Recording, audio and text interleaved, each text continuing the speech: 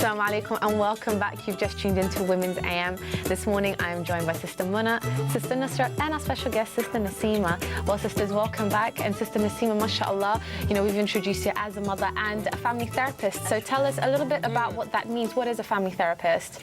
Well, a family therapist is a psychotherapy form of psychotherapy that works on the idea of relationships. So the work I do is working on an individual with issues around depression, anxiety, OCD, PTSD, trauma of any kind, but also with couples, so around couple therapy. So that would be around conflicts or relationship difficulties, be separation, divorce, or including maybe other sort of form of intimacy, difficulties in couple relationship, for example, as well as family work. So within the whole sort of family, meaning parents and children, where there's teenage or parenting difficulties and issues. MashaAllah, that's a whole range of stuff. Yes. And do you find that helps you as well within your own sort of family setting as well, having this knowledge? Well, sometimes it does, and other times, you can't do therapy on your own family because, only you know yourself, and also you're into that dynamic, so you can't step out of it. Yeah. Obviously, when you work with your clients, there isn't that emotional attachment or issue. So it's not that it doesn't help, but it's not something you can't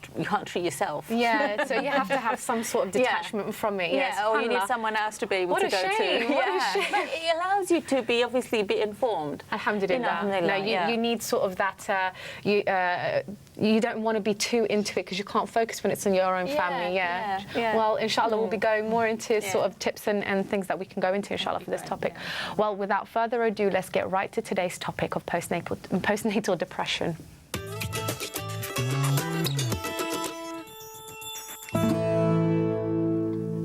We often might ask the question whether anything can ever prepare us for motherhood. Right from the time you take your newborn home from the hospital, it dawns pretty quickly that there will be good and difficult times ahead. Learning to cope and learning more about your baby's needs and wants are some of the things that all new mothers experience. But for many women, the first few weeks can often take an unexpected turn towards postnatal depression. We'll be looking at how it affects the mother, her child, as well as the family. And remember, as always, this is a live discussion, so if you want to comment or put a question to the panelists, please call in. The number is on your screens now. Well, Sister Nasima, I'll come to you first. Is there anything that can really ever prepare you for the possibility of postnatal depression? Well, it's a yes and a no. When I say yes, it means that, the more you read around, more you have opportunities to engage with your GP and your health visitor and so on in a perinatal process, then it allows you to be a little bit informed, but at the same time you can access your own wider kinship system. On the other hand, actually no, because I've had clients where I'm in private practice where clients have said, first child I was fine, second child I'm suffering with depression. So it's never that something, even if you've had or not had, and it's not something homogenous that everyone experiences at the same time. Sometimes some women don't experience it at all. So it's your own biological body and the hormonal change that you experience or go through that determines also what you experience, and obviously the support around the aftermath for the care. So it's not a straightforward answer. It's not something that we can say yes or no, but it's just that sometimes some women are predisposed to it more, and depending on the biological hormonal sort of changes they experience. It's a hugely life-changing event for a woman when she goes through, on one level, her going through the pregnancy of the 9 month, preparing for the birth, then her menstrual cycle also will be disrupted, then also the actual birth process as well. And then within the first 4 days, the baby blue phase, which is quite normal, everyone sort of more or less goes through it, but it's what happens afterwards that we need to look out for the signs and symptoms, and there's different treatment process as well. SubhanAllah, so it's something that you can... I had my 3 children, no one warned me about postnatal depression. Right. If I didn't read about it either, so I didn't look at it. Probably I should have looked into it, but why I'm trying to say that no one warns you. Yeah. Alhamdulillah, I didn't suffer from postnatal depression, but it could have easily happened. It happens in 10% of the population, so it can happen to anyone. Yes. But if you have a supportive family and you have a supportive husband, people to help you with, then I think you can get through that emotional, physical, hormonal. Physical, you put all that weight on and your body changes. There's a lot of things that go into why somebody would go into postnatal depression, but how easy is it to distinguish those symptoms, Sister Nusrat? I mean, is it something that, that comes with just being anxious about, going into motherhood and everything that entails? I think it's very easy for people to sometimes conflate conflate postnatal depression with just what I'd call regular depression, but the two are actually slightly different because regular depression is unrelated to childbirth, whereas postnatal depression occurs after the birth of a baby. Yes. So and especially it becomes more pronounced if you've never had those feelings before, even prior to your birth. So postnatal depression is usually diagnosed within a year after giving birth, but can extend beyond that. And you may find that after you've had your baby, and if you're experiencing that, one of the symptoms would be that there's you feel sleep deprived, anxious, and even things that you once loved to take part in, like for example interests that you would have loved to do, you no longer have any interest. And it does have a detrimental impact in the sense that you find the transition to motherhood a bit more difficult for you to actually mentally as well as physically get into. Hormonally you feel unsteady. In terms of your sexual drive, it's much lowered, so your sex life essentially dwindles, and even your affects your marriage, affects your marriage, even with your friendships, because your friends desperately want to help you, but because they maybe don't understand that, it's Subhanallah, and some of the symptoms that you mentioned are things that you would normally experience after having a child. That sleep deprivation, you know, being up with your child, the feeds, the changes, all of these things. So then it becomes a little bit more difficult in distinguishing between those things. There is a different guilty because they don't feel they love that child, or they don't feel loved, so they feel guilty. That's why a lot of women don't tell anyone. There's another thing I just want to cut in there and just highlight. There's primary depression, which is the biological, which happens to most women and the process, but there's also secondary, which means the effect of what she's experiencing going through. So the effect you mentioned about couple and intimacy, but there's also relationship with other people, but more importantly, the attachment and bonding with the child. Women feel quite guilty if at the first phase they're not feeling natural, they're not attached, or they're not curious about their child. Maybe they feel like neglecting, so then they feel quite guilty about that, they haven't naturally bonded. And that causes a negative effect as well. And then makes them feel also internalise that and makes them not share that feeling, or they feel quite suicidal at that point as well if it's the first 6 months. I would say they need to sometime get it checked out with their physician, because if they're acting quite abnormally, this is now on the high end and the risk end of cases I'm talking about, where we've had minor cases where a parent self-harmed or harmed their child, for example, where they're psychotic type of behaviour, quite abnormal, which is where the partners and the parents or the family around need to be aware of that and take the mother to seek help, so that we can make sure that we're not concerned about on that level of health, that then it is more psychological, and also there's treatment for that. So there's, psychiatrists can prescribe them. Obviously that we have to be a little bit mindful, warning with that we don't take on for too many long period of treatment, so that they're not dependent on that, and then they also experience psychological referral. I think it's about talking through some of these emotions and thoughts, because a lot of the times it's quite isolating. You feel really ashamed to talk about certain feelings that you're having, especially when you're a mother, because it's automatic. Everyone thinks that exactly you should be happy. Exactly. You should be doing this. One of the things that you mentioned, judgment. Exactly. One of the things you mentioned though is professional help, because I remember after giving birth, and probably a lot of women, their experience after giving birth is having health professionals come and visit them at home. Exactly. And I remember getting a questionnaire, and I thought, why are they asking me these questions? I feel fine. But subhanallah, it's really important to ask these questions, because a mother might not feel confident to tell her family members that actually she's not feeling fine, and it might just be that these are really a good way to open up. But also sometimes it can be also lack of awareness, the fact actually that there will be help. The professionals also sometimes they don't share it with the professionals as well, because fear of like something might happen to them or their child. But actually if you raise awareness, this is more healthy, because it helps the mother and the child, so that they can eliminate any other difficulties, and then their focus could be more on the psychological and therapeutic help that could be offered. But I've got a statistic here that says 1 in 7 women are likely to be affected by postnatal depression. So does that then mean it's normal for every woman to go through this process, or is this just basically just an outcome of the natural sort of hormonal processes? I don't know about the research, but it's one possibility. We can speculate that it's been hidden before, and now it's becoming more aware, because the research is identifying women are speaking up more about those experiences. So perhaps these were already there, but we just didn't know about it.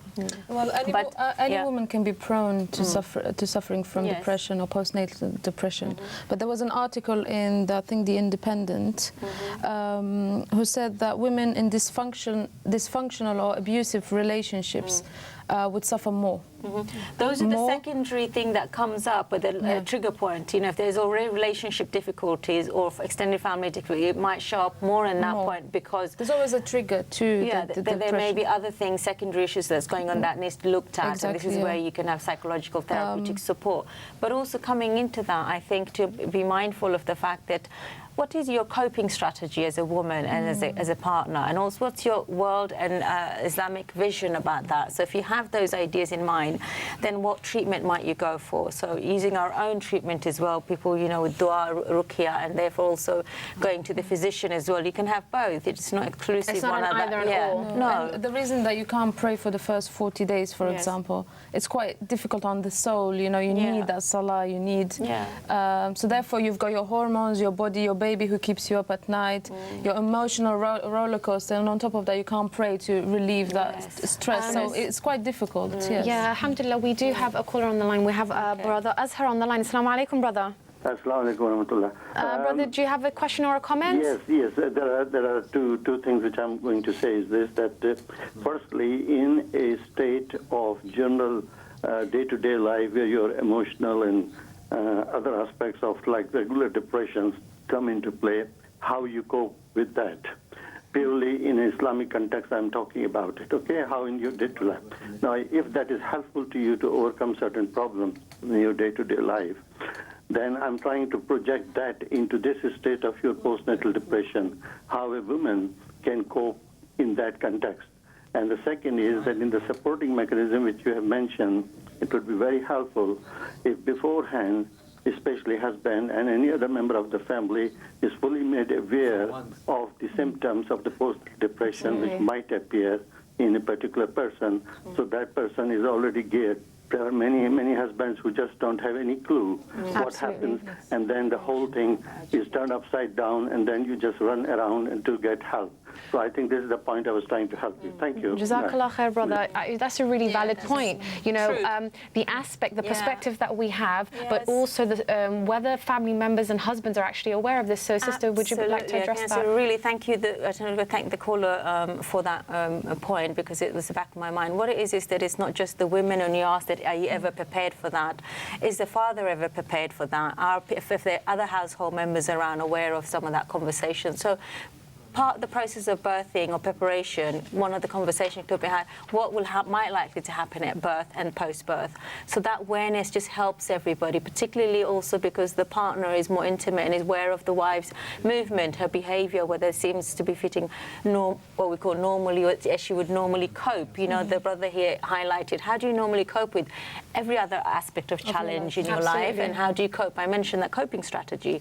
So it's really important for a woman and a man and a couple to think about what is their coping strategy. Do they rely on Allah? Do they rely on, you know, charity? Do they believe this is a process of test, so they have to be patient? So it's mind thinking as well. There's a lot of things that goes into it. If the child is unwell, or if there are complications after birth that can exasperate postnatal depression. Exactly. So inshallah we'll come back. Inshallah we'll come back to the rest of this discussion, inshallah. Unfortunately, we have to go to a break, but stay tuned for the rest of the discussion on postnatal depression. But before we go, take a look at this week's competition.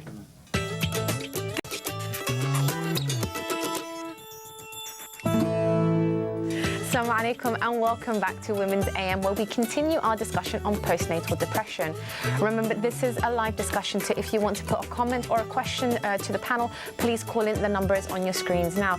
So mashallah, we discussed various things, you know, about whether we can actually be prepared for postnatal depression and also distinguishing some of the symptoms. But, you know, kind of moving on from there, are there certain, you know, social groups or ethnic groups that are more susceptible to postnatal depression, Sister Nusrat? I think with regard to groups that are more susceptible to postnatal depression, it's not. I think it's more of an experience and social aspect as opposed to ethnic, because it can happen to anybody irrespective of their ethnic makeup or of ethnicity. So that kind of idea that certain ethnic groups are predisposed really just needs to go out the window. But according to the NHS, teenage mothers are especially at risk, as 1 in 10 mothers get postnatal depression. But for teenagers, the rate's actually 3 times more than older mothers. And this actually was even explored in 2013 by a BBC documentary aired on this issue. And this was actually featuring Stacey Solomon, who gives her account of these kind of things happening, i.e. young mothers being at risk. So even psychotherapist Dr. Amanda Jones talks about how traumatic experiences may exacerbate the likelihood of postnatal... What about single parents, single mothers? Obviously, with the idea of people coping as well, being a single parent, it may make it slightly harder, but that in and of itself does not make you sometimes more susceptible in that I think I agree with you there in the terms of, like, it's more of social factors that play into why certain things, people will be more susceptible to postnatal depression. Absolutely. So if you have, you know, an unsettled life, for example, financially you're not stable, you know, all these things will play a part into feeding these things. You know, class plays a factor. So, you know, if someone's not working or earning or able to support themselves, they may be able to, you know, limited, but also knowledge and educational background. But also, if you think about the ideas around also previous experience of traumatic-like events, whether childhood or adulthood. So when you're feeling vulnerable, you've already got the primary biological depression, then you have the what we call psychological secondary. It's almost like depression about depression, and also how you cope, how you manage to recover through traumatic life event. As a Muslim, we think about, you know, being tested and how do we survive that, you know, and what resource do we draw on that. We can handle the situation we're in. We have to always remind ourselves, I can handle this, because Allah put me in this situation. Allah gave me this child. I can handle this. It's difficult. It's difficult, but sometimes and the reward is immense. I find that sometimes, you know, while we try to kind of internalize it and think like, you know what, subhanAllah, this is a test from Allah and I'm going to get through this test and I'm going to be patient and work through it. Sometimes even that in itself can be isolating, because the fact that you're going through it alone just makes it even more difficult to cope with. So while, yes, some things might be a test from Allah, that doesn't mean that you have to go through it alone. That's why you have family, you have friends, you ask for that support, because Allah, you know, talks about, you know, certain friendships, and Allah talks about, you know, having good people around you, not to isolate yourself. There are support groups. There are health professionals who can help you, support groups. Just reach out. Reach out to someone. What exacerbates the situation as well is if a person has pre-existing mental health problems as well. And if you're going through that and postnatal depression and people just don't understand, it makes it difficult. And I think the community as well, sometimes within the Muslim community, we tend to acknowledge sometimes depression in its abstract, but we don't tend to actually do something to try and ameliorate the problem. And when someone does come with a problem, they're normally fobbed off again with philosophical or religious text, which doesn't actually show you how to impact your life in that sense. And I'm sorry to say, there are some members of the Muslim community that do not tend to show that sometimes that amount of compassion, where they have about just as much compassion as a school of piranhas. I'm sorry to say.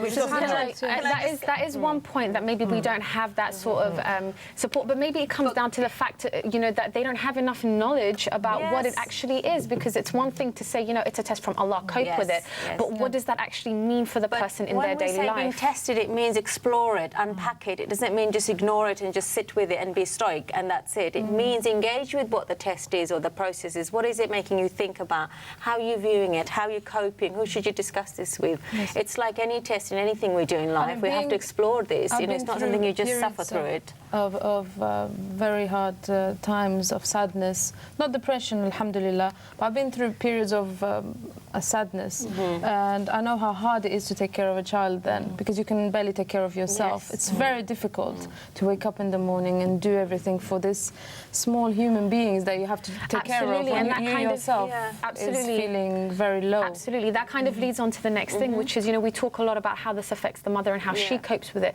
but how does this affect, you know, the baby in terms of like how the baby is cared for? Well, that's really important, because, you know, having worked in the NHS and local authority in a sort of a social service set of contexts as well, one of the things we look at is mother's capacity, and also we look at also issues around self-harm. Women tend to feel sometimes thoughts like they don't want to live. They've said, you know, they want to kill themselves, or don't feel like they're attached to their baby.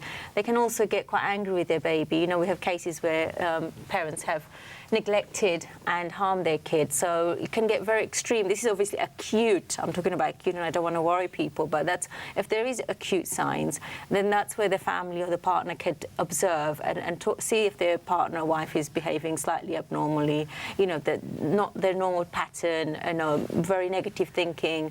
And so they may need at this point to take them to the GP for safety of the woman and the child as well. And the other thing is, women, we're not always good at helping ourselves. We tend to be quite, you know, the moods and the hormone comes on, we can get quite moody. We don't recognize the symptoms. If we don't understand ourselves, how can we help other people to understand us? Absolutely. Sister, we have a caller, Sister Maya. Assalamu alaikum, sister. What's your question? Wa alaikum salam.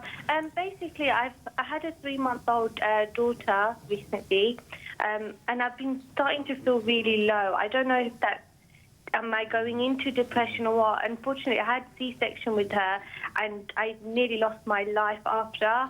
But I recovered, alhamdulillah, I recovered well from it.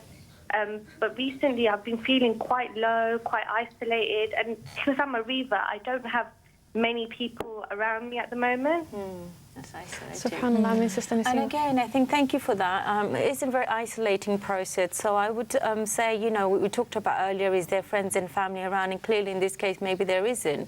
Then you may also have to go out of your normal and go to see professional help. I mean, we talked about there isn't much apart from the health visitor, but, you know, now there are Muslim psychotherapists or someone like myself who address these issues. So they can privately see someone if they think it's getting quite acute or it's going to become quite enduring.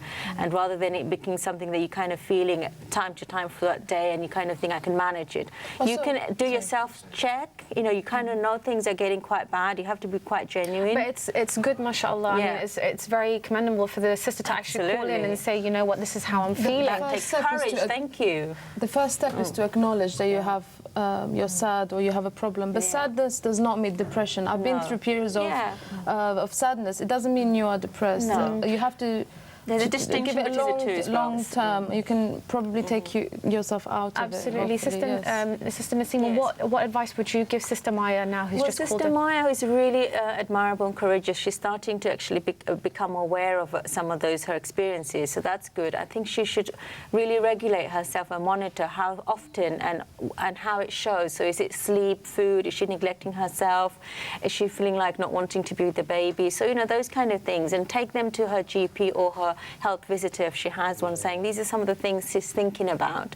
How can they work with her? Or indeed, if in each borough they may also they will have psychological talking therapy, so someone who could help. But also bear in mind that as a Muslim woman, her world frame and views and her ideas will be different, and that's what she would need to make sure that gets voiced in the work, whoever she's referred to, or indeed come and see me, and you know, I can try and see if I could help in any way. And sister, for the viewers who are watching at home, who may not necessarily be the mothers, but the family members of those who have recently become mothers, what advice can we give them in order to support or maybe even recognise some of these signs?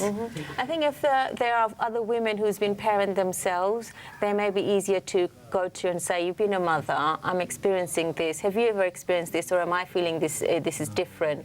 So talking to, whether it's the mother-in-law, sister-in-law, or whoever, her own sisters and mothers, asking them if they've been through the process, that she's experiencing that. So that's often quite a comforting and a safe way to check out what she's going through. And then, you know, friends as well, you know, saying I'm experiencing this, and also then, as I said, you know, do the self-monitoring and reviewing, you know, like take some time out every day and just ask yourself, is it becoming quite unbearable? Is it really getting in the way of her functioning? Is this consistent? Yes. And if she thinks, no, this is really not just one day in the week I felt like that, it's every day, every morning, every evening, you know, you kind of start to notice a pattern emerges. And then this is where at this point she could ask her family members, this is really becoming a pattern and it's quite consistent and becoming quite enduring. And then go and see that obviously it's the health visitor and the GP to say, I'm experiencing this, is there any support for me? And what about family members? What can they do to support the sisters? Well, they can directly offer her time to just sit with her and say, how are you feeling today? What do you think you've noticed? Just, you know, giving time so that she could express her feelings. Oftentimes, half the time being able to express. It's about being able to listen. And to express that this is what I'm going through. Yeah. We have Sister Samina on the line. Sister Samina, assalamu alaikum. Yes, walaikum salam. Sister, you have a comment? Yes, I do. I've had 6 children myself. MashaAllah. My youngest is 10 now. My eldest is 25. And just thinking back, you know, I've just got a few comments to make about what I think would help postnatal depression. one thing I would say is that I would appeal to family members to do their bit. Some communities, we've got cultures where the men don't take that much interest, or they feel that they don't have to be that involved in the family. So men, brothers, mothers, sisters, they need to do their bit, because that support network is very important. The other thing, very quickly, I want to say is that community. Try to live in a community where, you have people around you. Jazakallah khair, Sister Samina. Jazakallah khair. Sorry, I have to cut you off there, but alhamdulillah, she really made a good point there, which is the men in the family have to be involved, because it's true, some just don't show any interest. It could be a personal thing, or it could be because they just don't have the education. So alhamdulillah, bringing everyone in the family, making it an inclusive experience. So jazakallah khair for that, sisters. Accepting that there is a problem is the first step towards healing and resolving this condition, and there are many avenues of help out there. It is a temporary condition, so those feelings of isolation, weakness and irritability won't last any longer than they need to. Suffering from postnatal depression certainly does not mean that you do not love your child enough or that you are not a good mother. This is just an adjustment period that many women go through, and inshallah you will gain much good with the right help from health professionals and seeking assistance from Allah subhanahu wa ta'ala. Well, jazakallah khair, sisters, for that discussion. Inshallah, we'll be back for our third segment where we'll be taking a look at a misconception of Islam. See you soon. Assalamu alaikum.